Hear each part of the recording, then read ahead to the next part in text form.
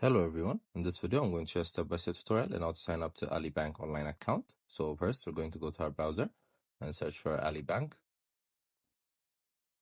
Then click on the first link that pops up. So as you can see, this is their official website. So next we're going to click on open account. Then again I'm going to click on open new account, but you will see what they offer once you scroll downwards. So once you click on it, it's going to guide you to a new page where they process your application. So if you don't have an Ali login, click on that, then click on continue. Then next, you're going to choose the account type as well as the account. Is it for individual or joint? Is it savings or spending? Then it's going to brief you about the annual percentage yield. Then you're going to click on add this account. Then it's going to create your account. So you're going to click on next step.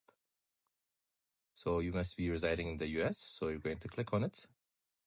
Then next, you're going to write your personal information, your first name, your middle name, your last name, your birth date, everything about you, as well as your citizenship status, your phone number, your address, your mailing address.